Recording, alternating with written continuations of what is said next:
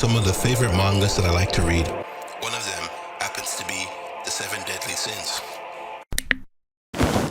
I hope you realize how fucked you are for saying this shit right now. Dude, like, I genuinely didn't know, like, at the time, like, come on, bro, allow me this mistake, please. Nah, bro, now niggas think you're probably a Diddy disciple. Nigga, you gotta film an apology. Okay. Get the camera, get the microphone ready. Let's start filming.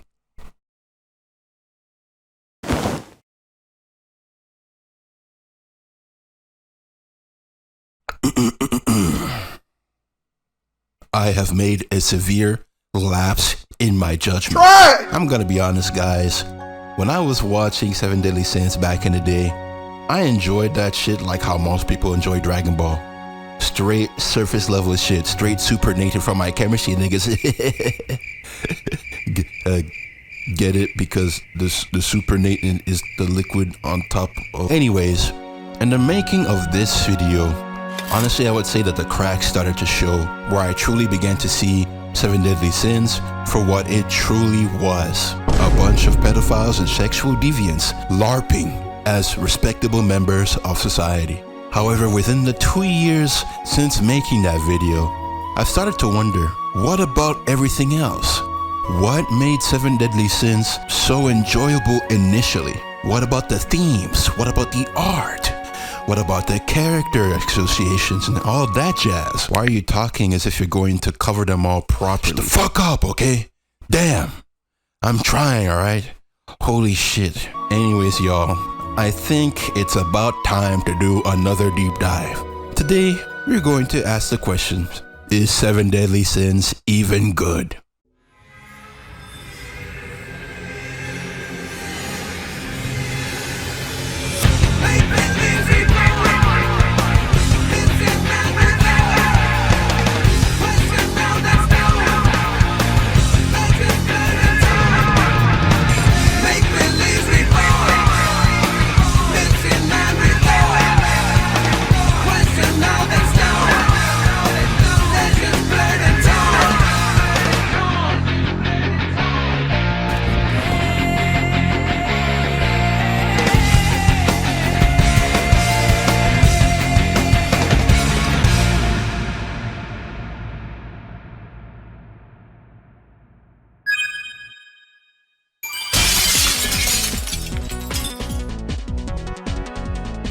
Chapter 1 starts off like most of them usually do, introducing the main premise of the setting and also introducing our main characters. Our first main character is none other than the Dragon Sin of Wrath, Meliodas, captain of the Seven Deadly Sins, owner of the Boar Hat, and a nigga who may look 14 years old, but is definitely not. The Seven Deadly Sins used to be elite holy knights, until they were framed for the death of Zarathustra, who got penetrated like an Epstein Island resident. Ever since then, the onus has gone to shit because the holy bums are running it, and the Seven Deadly Sins have been on the run ever since. Our next main character is Hawk the Pig, unironically probably the only pure character in this fucking series. Our third main character right now is Princess Elizabeth. However, Elizabeth gets the shit end of the stick as she proceeds to get sexually assaulted within the first few minutes of the fucking first chapter of the book. What is with these niggas and sexually assaulting 16-year-old girls, man? Do I have to fucking call 911? Anyways, Princess Elizabeth, as you would expect, is the Princess of Leonis, and her goal is to bring the Seven Deadly Sins back in order to help her stop the holy bums from turning Leonis into present-day America. Some holy bums come in to capture Elizabeth.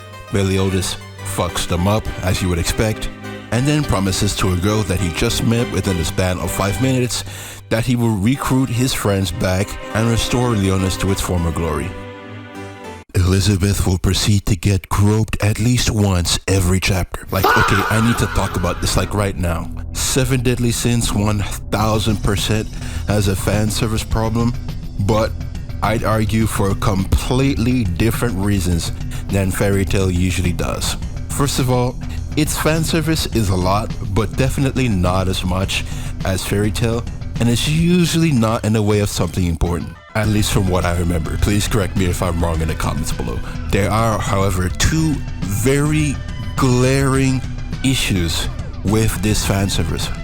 First of all, the fan service isn't even the funny, normal kind where it's like, haha, look at me, I'm wearing a bikini. Or, haha, look at me, I'm changing clothes and I stupidly forgot to lock the door. And now you're seeing me in my drawers. It's more like, haha, look at me, I'm getting touched in the nose spot without my consent. Like, what the fuck are we doing here? This shit isn't funny. Seriously, nigga, SA is not funny, bro. If you're laughing at this shit, please seek some help. The second issue, which to be honest is what this series is mostly known for, is that the fan service happens a lot with niggas who look like they're under the age of 18. Nigga, some of these guys actually are under the age of 18. And why is that a problem? Huh? The age of consent in Japan is actually 16 years old. I don't know why the fuck I'm listening to the opinion of a tourist when it comes to me jacking off to anime girls. Also, just because a little girl looks 5 years old doesn't mean she's actually 5. She could be 5,000 years old. If anything, that makes her the pedophile.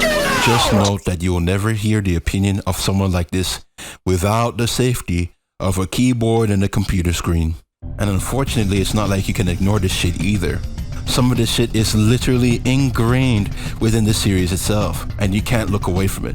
Fairy Tail's fan service is annoying, but you can ignore it. And if you're a degenerate, you'll fucking like it. But this shit...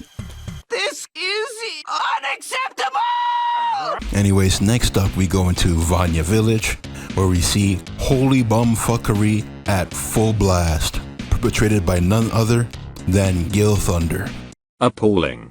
This is only slightly better than horse piss. This of course insinuates that Gil Thunder has tasted horse piss. Anyways, they help the village, and after this we get the infamous spear throwing scene. This scene is honestly quite ironic, considering the fact that the one who threw it is a bum. I'm being serious. This is probably one of the only times where the bum test does not apply, as anyone who knows about 7 Deadly Sins knows who Gil Thunder is. Now, why is he a bum? Don't worry, we'll get into that later. The gang decides to go and find their first sin, that being Serpent Sin Diane. Serpent Sin Diane is a giant woman. Diane at this point is actually in love with Meliodas. However, technically, Diane is over the age of 18, and we both know what Meliodas' type is. They end up having a scuffle with Bum Thunder, and through means I don't really care to revise personally, they end up getting a hint as to where Bon, the Foxen of Greed, is. He's in a prison. That nigga should stay there. It's coming up soon, so we might as well talk about it now. That's right, folks. It's time for Bon's backstory. You see, Bon is a bandit, and this time his mark is the Fountain of Youth, hidden in the Fairy King's forest. Unfortunately, the Fountain of Youth is guarded by none other than Elaine. Now guess what age she is?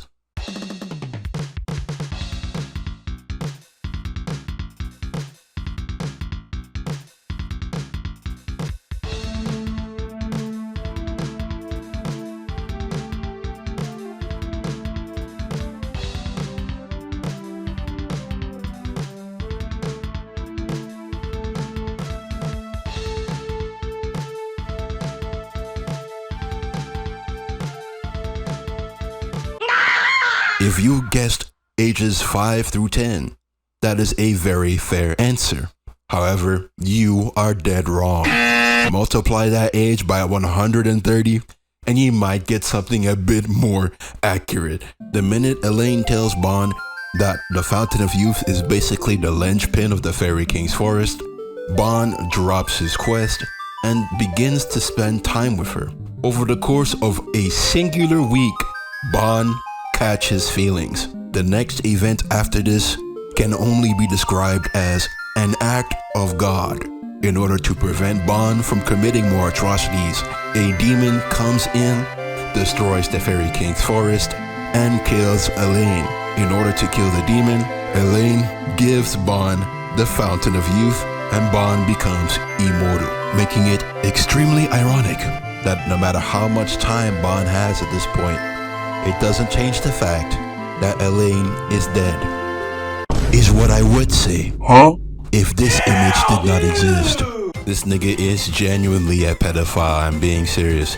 It's to the point where whenever he sees actual 5-year-old girls, he sometimes mistakenly calls them Elaine. Anyways, after meeting up with him, Bond randomly stumbles into King, the bare sin of sloth. King hates Bond because he believed that Bond killed his sister. If only that were true. They manage to settle the differences by beating the shit out of another holy bomb, and then they go off to a tournament in order to find some good weapons. Here we see a whole lot of shit. We see glimpses into Meliodas' past and demonic heritage. We also meet some new characters, Hauser, Griamore, and Veronica. 3 bums who do absolutely nothing in the story. After that, they end up finding Gauther, the goatson of Lost. Loki think this nigga's a rapist. What? And then the first arc finally culminates into the final battle where Elizabeth gets stolen, and then the gang storm Leonis to not only save her, but to end the rule of the holy bombs.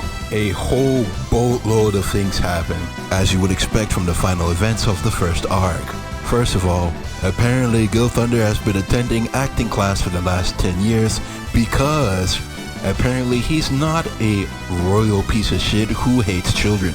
He is actually a very caring person who has a girlfriend. His girlfriend, Margaret, also daughter to the king, is being held hostage by Vivian, the woman who kidnapped Elizabeth in the first place, and also the woman who pre-ordered Gil Thunder when he was 11 years old. Don't worry y'all, it gets even worse.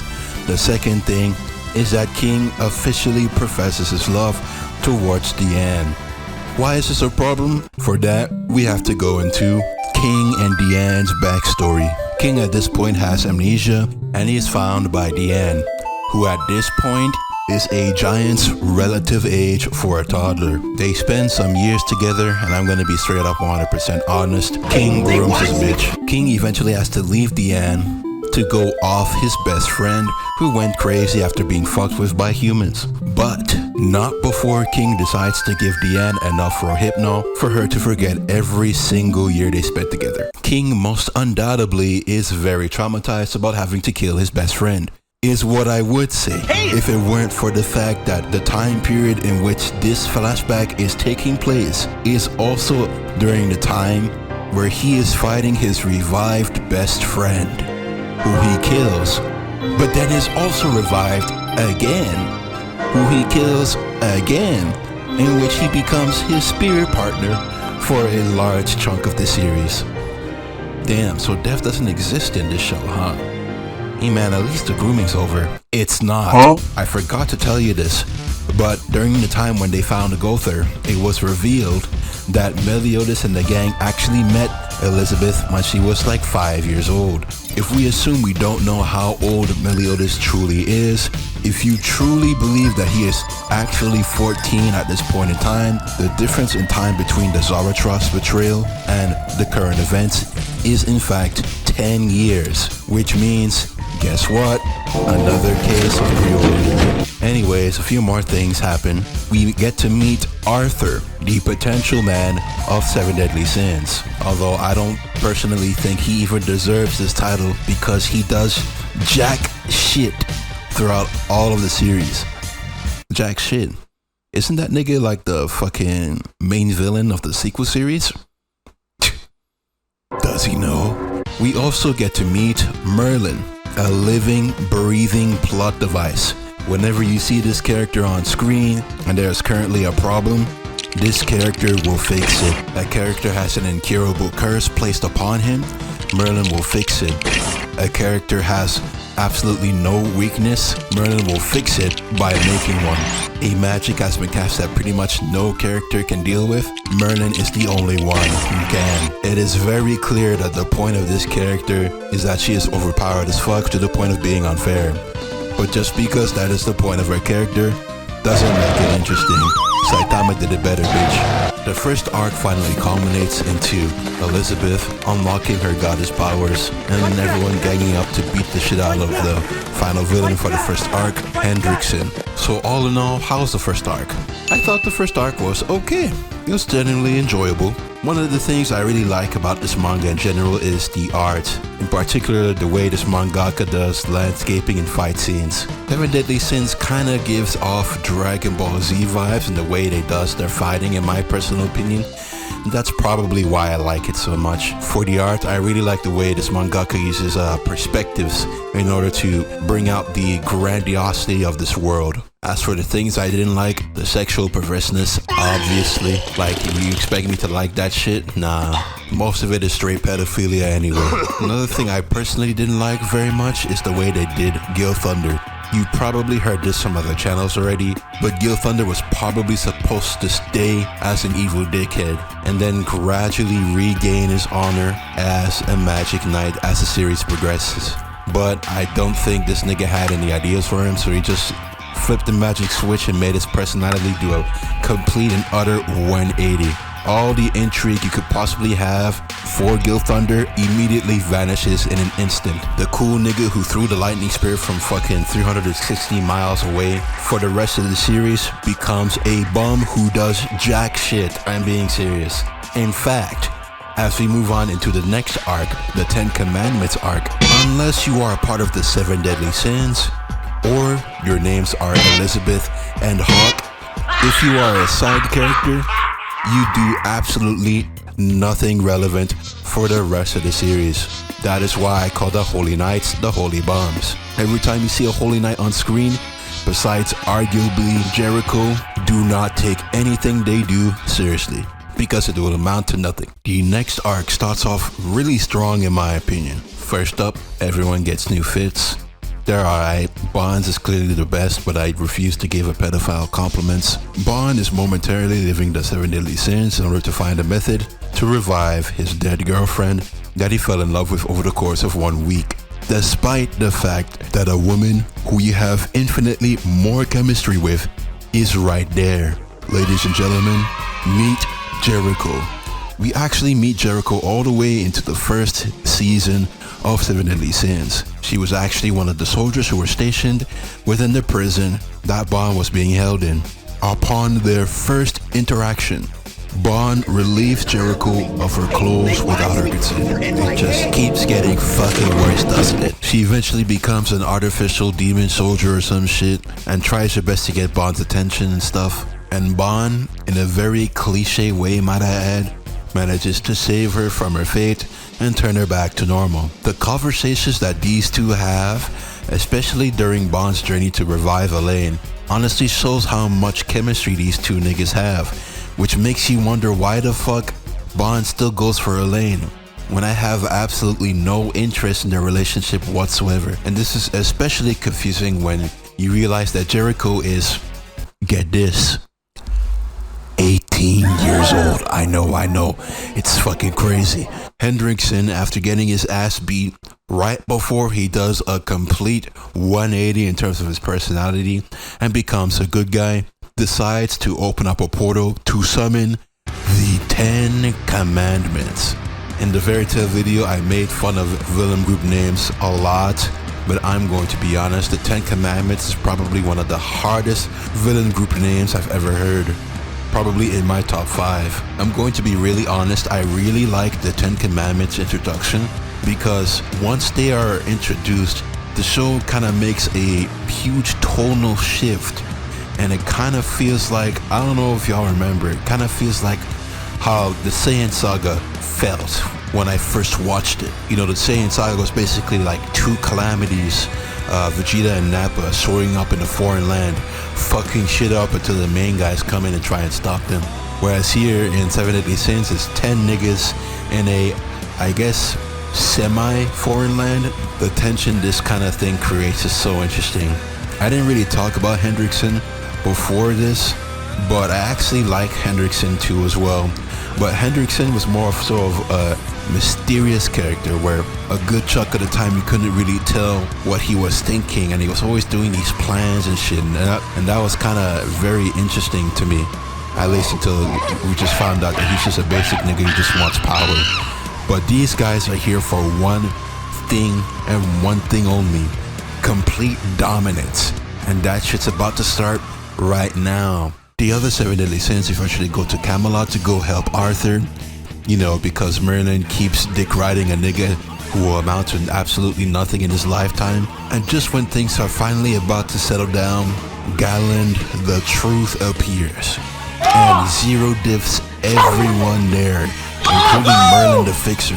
Even she couldn't think their way out of this one. The only reason they even managed to survive that is because Galther just so happened to not take his antipsychotics today and began to fuck with people's minds. And apparently the voices were very loud today because as everyone started waking up, Galther gives the end enough for Hypno to once again erase her memories. Deanne should really call 911 at this point because holy shit, this nigga is a victim. Because Deanne lost her memories, she begins to go back to the place where she last was, the giant homeland. Why is she going there? Because of this, it's time for Deanne's backstory. So just after her experiences with King, Deanne grows up to basically become a giant mercenary. The giants are basically a bunch of Goku and Vegetas, and Deanne and her friend Dolores are a bunch of Gohans. If you know, you know. If you don't, go fucking watch Dragon Ball. It's 2026. What are you fucking doing? Anyways, I'm joking. Basically, the giants like to fight. Dolores and Deanne don't. Simple as that. Dolores is clearly too much of a bitch-ass void to swallow up the pain like a good soldier. Unfortunately, the streets were hot, and she got caught lacking. She died. Is what I would say if this nigga wasn't singing Kumbaya with her family in the sequel series. Deanne and Matrona also end up getting caught lacking, since humans in fantasy are usually the same as Epstein elites. Matrona gives up the ghost. Is what I would say if she didn't show up in a fresh, new, infinitely better fit after the flashback was over. But who on God's green earth created this fit, man? It can't be this nigga. Look at what he's wearing.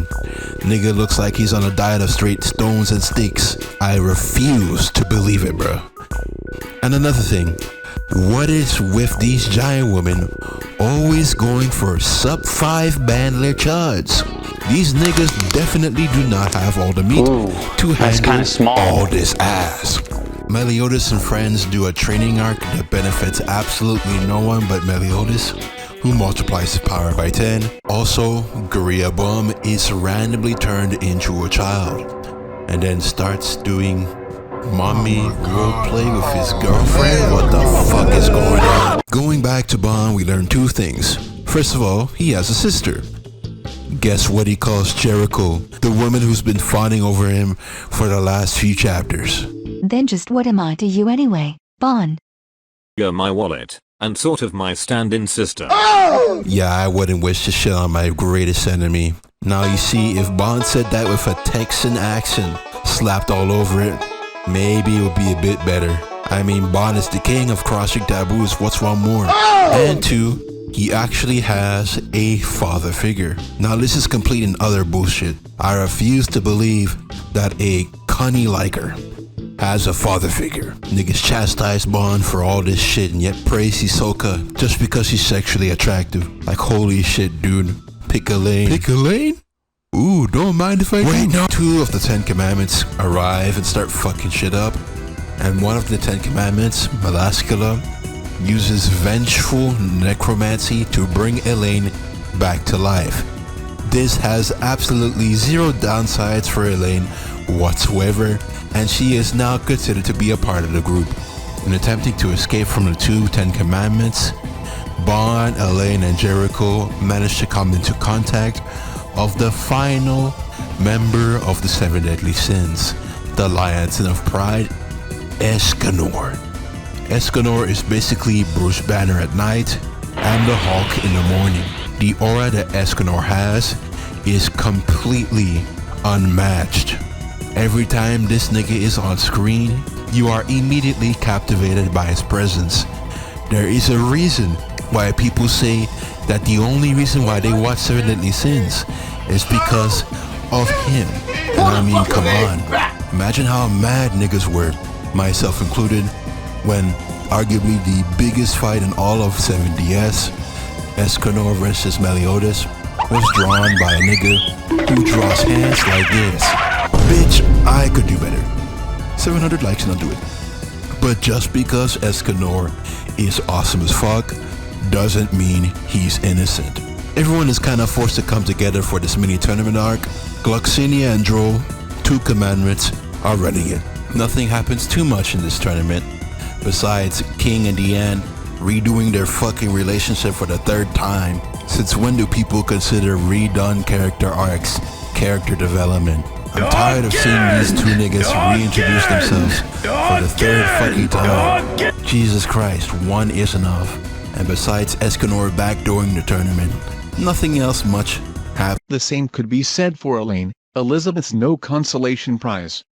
Back in the day, she single-handedly reformed the demon's forces. I beg your pardon?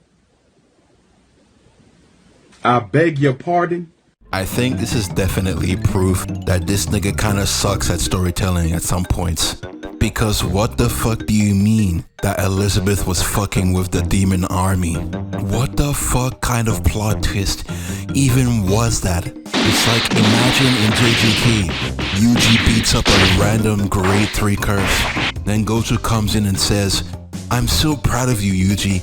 As expected of the son of Kejaku, the most evil sorcerer of all time." That nigga literally just ripped the band-aid off and it's like, yeah, Elizabeth isn't just a reincarnation of Liz. It feels like I was robbed of an opportunity of finding out the mystery. It feels like my time was wasted. It's things like this that make the actual reveal less compelling. Once Escanor backdoors Gloxinia and Droll, the rest of the 10 Commandments come in and engage in one of the most exquisite jumpings I've ever seen. Everyone popping their fucking ults on one person. This must be what it's like to play solo tank on Marvel Rivals. And I should know. I play solo tank on Marvel Rivals, and at the end of it, look at him. Bam! Bro, what the fuck What did he do to make them niggas that mad? Estarossa, one of Meliodas' demon brothers, comes in, pins Meliodas down like the good boy he is, and then gives him NyQuil forever. Meliodas is dead. Is what I would say if this nigga didn't come back 1 month later.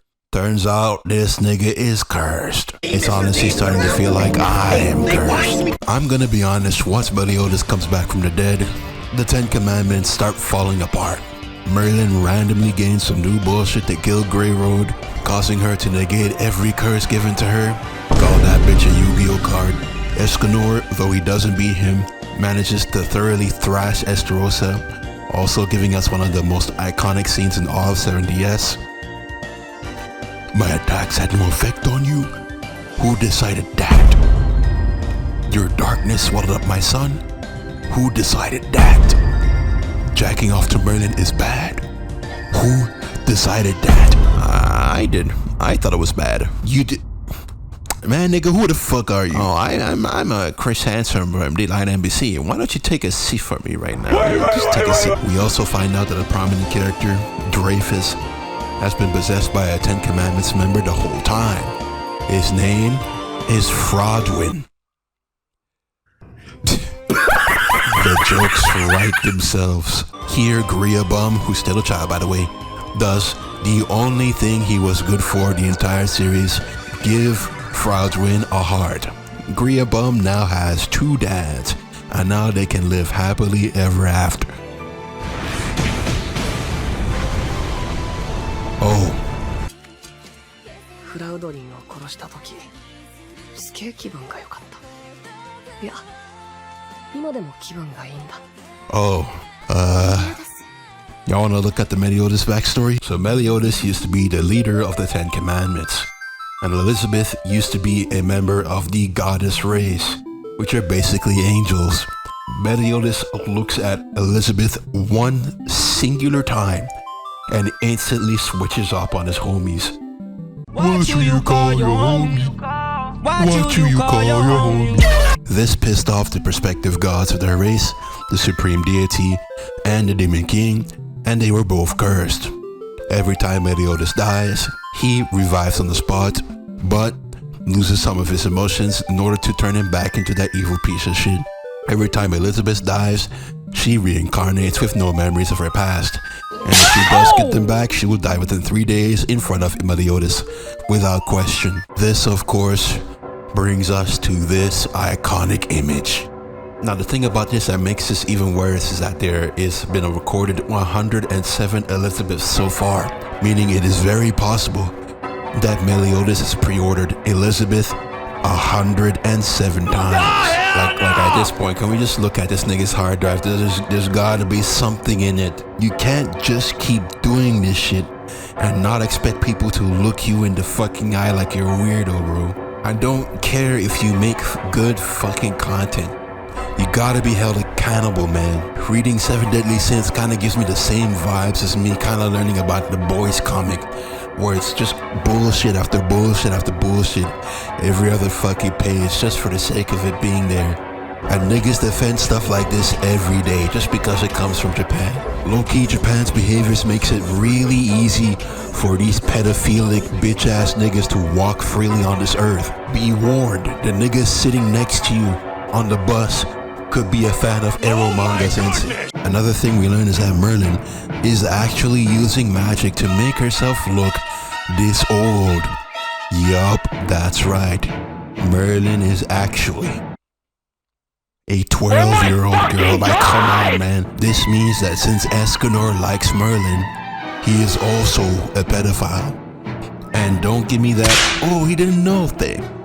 The minute he learns, he becomes disappointed. The minute she uses her magic to turn back, our goat is washed. More things in terms of learning with Moist Lemons. Deanne and King basically had front row seats to the Meliodas flashback due to some time travel shenanigans that I do not care to recite. Here, they encounter Gauther. Gauther used to be a part of the 10 Commandments. He is a doll used for the real Gauther as his eyes and ears. However, after betraying the 10 Commandments, Gauther basically sleeps for like 1,000+ years and then wakes up to meet the King of Leonis' sister. They get close to each other and then they fuck, which I suppose is a very gray area. I mean, you could say he's mentally like 16 years old. Oh, by the way, she's 16 years old. But then at the same time, you could say that this nigga is 3,000 years old, so that's still predatory, I guess. What that nigga did to Gila all the way back in season 2? Unacceptable!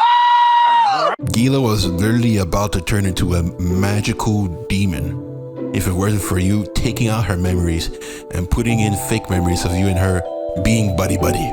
And unlike a normal person who will just switch them back after the whole ordeal is over, you keep them in there. And then we get images like this. Now, it's not stated anywhere that they fucked, but they probably did, let's be real. People might say this shit is consensual, but do we really believe this shit is consensual considering the fact that Gauther has the ability to manipulate minds? They get back to the present, confront Gauther about being a piece of shit, and that he magically, out of nowhere, turns into a responsible member of society.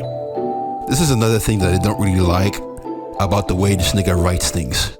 He does way too many personality 180s. With Gauther, I think it was pretty clear that this nigga was supposed to be a robot we eventually learned start to love. Him doing all these fucking experiments, even though they were all really gross, it felt like he was eventually supposed to start acting like a normal person. But nah, this nigga just had enough and just turned the on switch and turned him into a regular nigga. It feels like all this time investing in this character was so fucking wasted.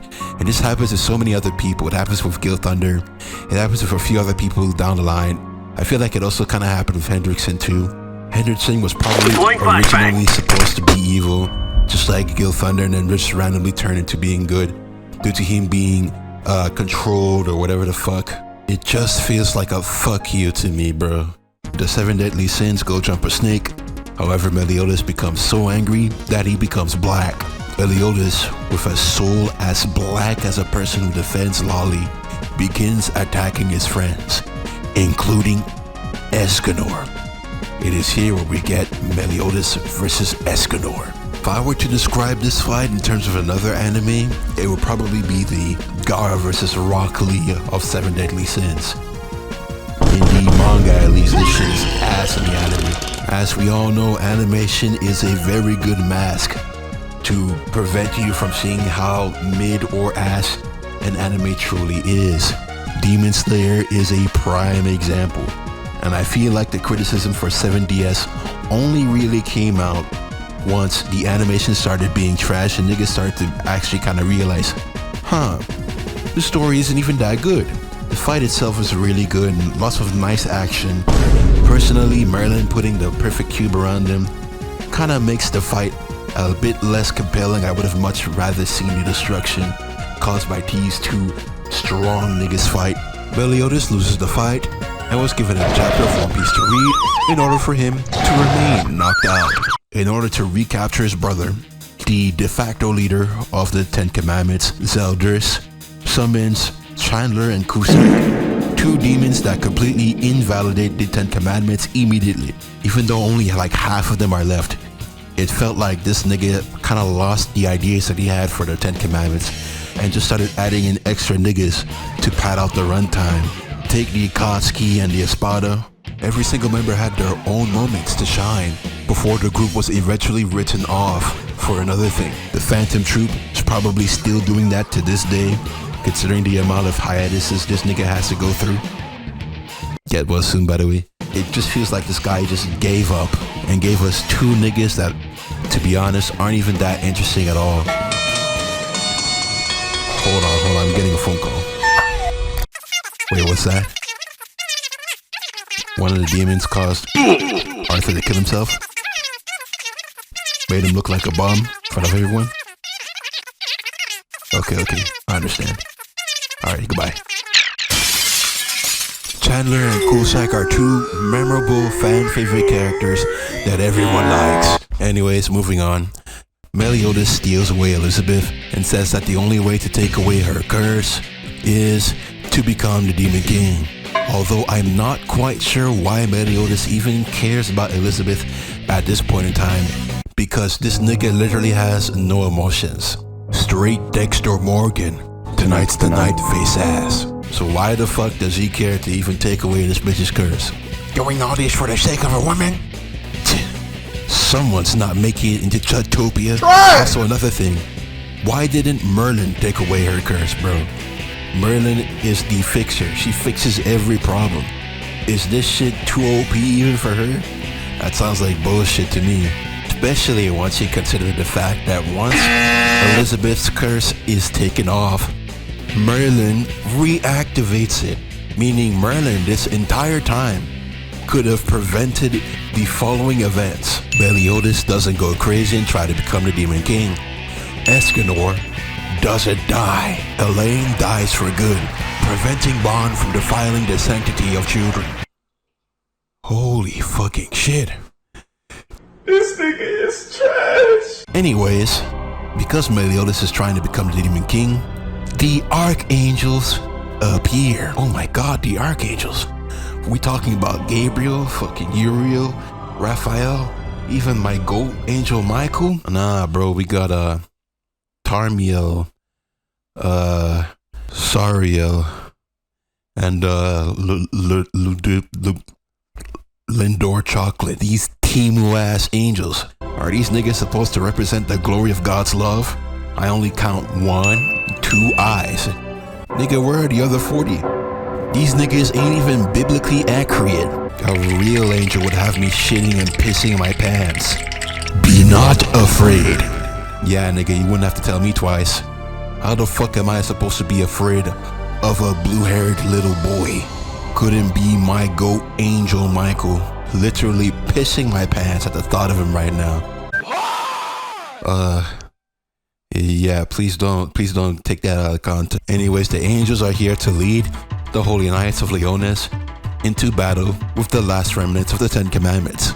Whatever happens during this battle doesn't mean shit. Only 3 things during this war arc matter. Number 1, turns out Meliodas' pronouns are they/them because he's literally 2 niggas. Hey, I did things. Did things? I'm not gonna lie, it's not really impressive. Yeah, if we're being real, nigga, we did things too. Yeah, brother, you're not special. Whenever Meliodas dies and gets his emotions scraped up, it becomes a tangible person roaming about in the realm known as Purgatory. Bon is sent to find him. He does. Number 2, Estarossa, drunk on power, tries to steal Meliodas' girl. He's trying to see what this goddess Connie is all about. That doesn't happen, however, because as it turns out, Estarossa is in fact the 4th archangel, Mael. I think this nigga was better off as Estarossa. Like, for reference, we've known about Estarossa ever since chapter 109, I'd say, which is about 1/3 into the series. Meanwhile, we've known about Mal for like the last 30 chapters of the manga. We practically know jack shit about this nigga, and the author expects me to feel some sort of feelings for this guy who we barely know anything about, rather than a guy who I've known for pretty much most of the manga's run. I am not interested in this character. Give me Estarossa back. They beat him and he turns into a good guy. Shocker. Number 3, Merlin, Escanor, and Ludicio have to beat up the demons that are protecting Meliodas during his transformation. Hendrickson and Gilthunder are here, and they provide nothing of value. They're only really here to protect Margaret. Ludicio was so kind as to inhabit Margaret's body, finally making her relevant. They beat the demons up and try and stop Meliodas from becoming the Demon King. They fail.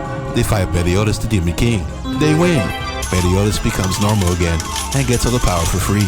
Standard shonen shit, what do you expect? Zeldris, Meliodas' brother, becomes the Demon King instead, and during the face-off we get this stupid ass line. おめえも魔界の王ならエリザベスの魔界での呼び名を知ってんだろ。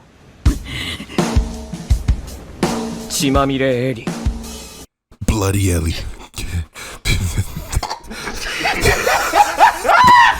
Bloody Ellie. The nigga who did basically 10 minutes of on-screen fighting throughout the entire series. Bloody Ellie. The nigga who was playing Gandhi throughout every single war that she's been a part of. Hey, look at me. Bloody Ellie. Oh my god. The same nigga who did 0.5% damage in this fight and proceeds to do nothing else. Bloody Ellie. Is this nigga serious? Okay, nigga. The only thing bloody about Elizabeth is her bloody uselessness. Anyways, they win, and Escanor begins fading away. Turns out his own power kills him. You would think Merlin, considering the fact that she was able to meddle with a god's curse, could prevent that from happening. But nope, all Escanor gets is this bum-ass kiss from a 12-year-old, and then he dies. Is what I would say if this nigga wasn't confirmed to be alive and breathing in some way, shape, or form within the sequel series. I am so fucking tired of fake out deaths. It doesn't have to happen all the time in media, but sometimes it just needs to, in order to provide a sense of finality. Sometimes it's also tied to certain life lessons that the characters have to go through, and most of the time it's usually there for emotional ass scenes. When niggas come back, it usually just blows all of that to the wind. A very prime example of this is Saul from One Piece being confirmed to be alive and breathing. We had this emotional ass scene as Robin was doing the Saul laugh, dare she, as she was sailing away from her homeland being burnt down to the ground, as she sees one of her closest friends, Saul, being turned into a t-shirt, but with Saul being alive and well in the current arc of One Piece. That emotional ass scene is a waste of time. I'm sorry, bro. I feel like a fake out death could be potentially accepted if it didn't happen all the time, but this shit happens all the time in fucking 7DS. And I'm tired of it. 7DS sets a precedent that death doesn't mean shit, because the nigga will probably come back eventually. Nigga, this shit isn't Kingdom Hearts. It makes future emotional scenes regarding death much less compelling. I'm so tired of this shit. Let's just keep moving on. The next few chapters, if it wasn't for the fact that the sequel series exists, are a complete and utter waste of time. We finally get Merlin's backstory. Merlin was a 12-year-old girl who was good at magic. She saw Meliodas once and caught feelings, but her big mistake was using her magic to make herself look like a grown-ass woman. We all know what age range Meliodas likes, so clearly he was not going for it. This makes Merlin so depressed that she seeks to find the primordial force that creates the entire world, and Arthur is the character that can possibly control it. Like, nigga, that's it? Like, at this point, Merlin should be OP enough to fix her own backstory, because this shit is bullshit. This shit isn't interesting at all, bro. Like, another nigga who's in love with Meliodas? This shit ain't new. Also, the chaos shit backfires like heavily to the point where it indirectly causes like the deaths of millions of people. Turns out Arthur's cat is actually a huge part of chaos and wants it all for itself. Arthur finally, for once in his fucking life, does something relevant and kills him, is what I would say. If it wasn't for the fact that the Arthur that we see in the sequel series is actually the same cat in disguise, meaning Arthur once again failed. This nigga is the textbook definition of a bum. With that, that's the end of 7 Deadly Sins. Now it's time to ask the question. 7 Deadly Sins. Is this shit even good? No, I don't think so. This is definitely the type of manga that you'll probably enjoy if you turn off your brain, kind of like how most people seem to enjoy Fairy Tail. And you know what? Fine. I accept that you can enjoy Fairy Tail at a very surface level. And honestly, the same thing can probably be said for 7 Deadly Sins. But if you do like 7 Deadly Sins, please promise me, when you talk to other niggas about it, you let them know that you're not with that weird shit. But what if they don't actually know that 7 Deadly Sins has weird shit? Now they think that you like watching anime with weird shit. Straight Boku no Pico for shits and giggles. What do you do then? Honestly, you might have to kill them afterwards. Yeah, that's valid. When you start to look deeper though, that's when you start seeing some of the bad parts of the show. Side characters basically being irrelevant, not doing anything to the story. Gil Thunder, Hauser, Griamore, basically every single Holy Knight. Some characters don't really have that much substance at all. The Demon King and the Supreme Deity have basically no substance whatsoever. They're literally just fucking big bads for the sake of being big bags. I already talked about the fake out death stuff, but then you also have the complete 180s in terms of personality. Gil Thunder, Galther, Hendrickson, Ludocio. Some niggas even say Zeldris. Rather than providing actual character development for these niggas, this guy just goes, here nigga, damn, he's good now. It's 100% not organic, and it honestly feels very cheap considering the fact that sometimes we were led on to believe that there actually was going to be a character development arc. Unfortunately though, once again, my time was wasted. And then you look even deeper and you get the really weird shit, like the copious amounts of pre-ordering and straight up pedophilia, like, you know, Jericho? The one girl who was a way better match for Bond, she's straight up a pedophile now. Like, actually, the only things you can definitely say are good about this is the art, the fight scenes, and then even the setting, because I'm going to be honest, the setting is actually pretty cool. This is not the case of Fairy Tail, where I just genuinely didn't like it very much, and I actually got angry at myself for even wasting my time with it. This is genuine disappointment. I actually used to like this manga very much. I kind of regret doing this, to be honest, but this is the path I chose, so I'm gonna have to live with it.